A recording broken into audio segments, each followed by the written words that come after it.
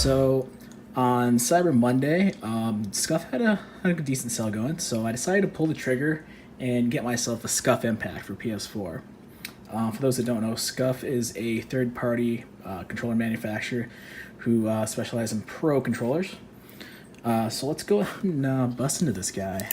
Let's see what we got. So this is my first Scuf controller. Never owned one before, so let's take a look at what we got. All right, here we go. So let's go ahead and unbox this guy. Got a little Scuf logo. So, ooh, that looks good. I went with the all black. The all black and the all white were the two cheapest models they had. Oh, this feels really nice in my hand, actually. That's what she said. Anyways, this is it. It's actually, ooh, this is like a soft, it's not like a regular, like a hard plastic. It's got some kind of soft rubbery coating on it. That's cool. All buttons are blacked out. It came with the scuffed concave thumbsticks. They feel pretty good. I think I would have preferred the stock PS4 ones, but this was pre-configured. Let's turn this thing around. So, because the main traction for Scuf controllers are these 4 paddles in the back. These can be mapped to any button on the front. Let's look what else we have in here. And I'll go back to the controller. And here we have the electromagnetic magnet here. What this thing does is you stick it to the back of the controller like that. You hold down one of the paddles, press one of the buttons, and it maps that paddle to that button. So that'll come in handy later. The reason this controller comes with paddles, and why people buy controllers with paddles, is when you're playing like fast-paced games such as like a shooter like Destiny, Call of Duty, Battlefield, the milliseconds count in those games. And the time it takes you to take your finger off the thumbstick, press a button, put your finger back on the thumbstick can matter in those games. So that's where the paddles come in, because they allow you to keep your fingers on the thumbsticks while jumping, while sliding, while changing your weapon, while loading, with no lag time in between. And here we have the trigger extenders. So these are just kind of a preference thing. If you want the triggers on here actually pop off. Let's see if I can do this. I have no idea what I'm doing. This is probably not a good idea. Oh. This pops off, like so. I should probably center this, shouldn't I?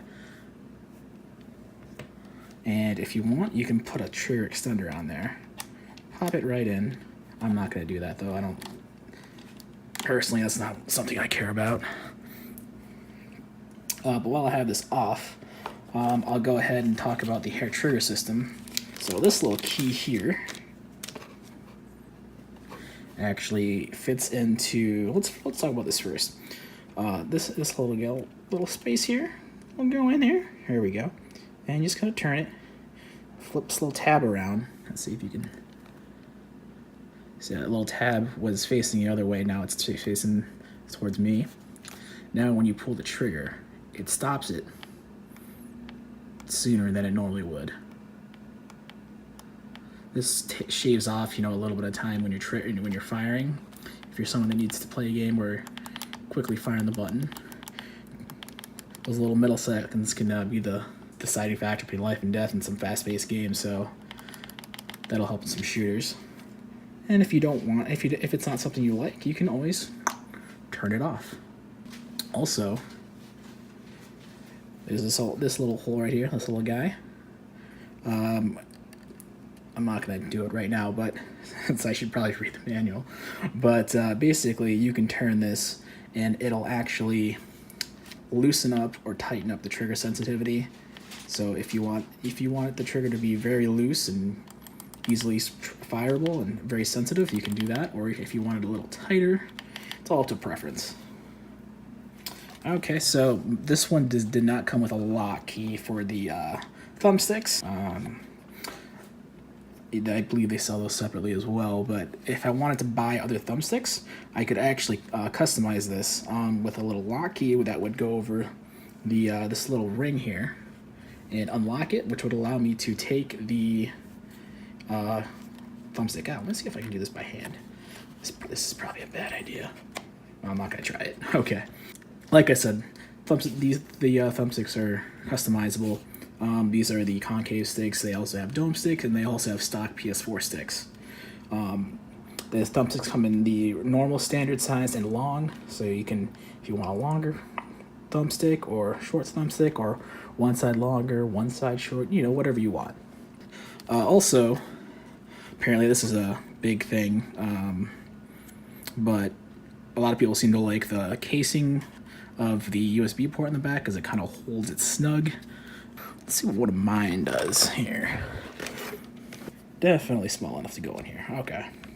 If I had a Scuf USB cord, it fits in there really snug, so instead of all the pressure, you know, being on the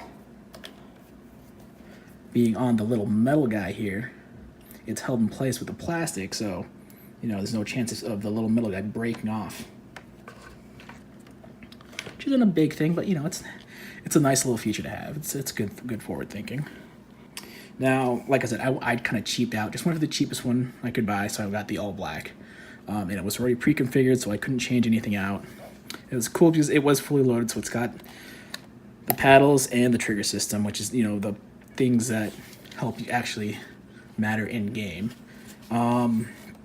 What else would I have gotten if I wasn't being such a cheap ass? Well, I probably would have gotten a red faceplate instead of black. I probably would have gone for the stock PS4 thumbsticks just because, you know, I'm used to those, but we'll see how these work out. And I think I would have gone with the military grade texturing on the back just for some extra grip. I'm looking forward to using it. Maybe I'll do another video in like 6 months or so, see how it's holding up. You know, I've heard in the past that like older Scufs, you know, they didn't last very long. That was one of the major concerns with Scuf. But I've also heard a lot of good things about the Impact, so hopefully this will last, you know. Hopefully it was worth the money. So yeah, that's the PS4 Scuf Impact controller. I'm really excited to get using this, and we'll see how it turns out. If you like the video, remember to share, like, and subscribe, and I will see you later.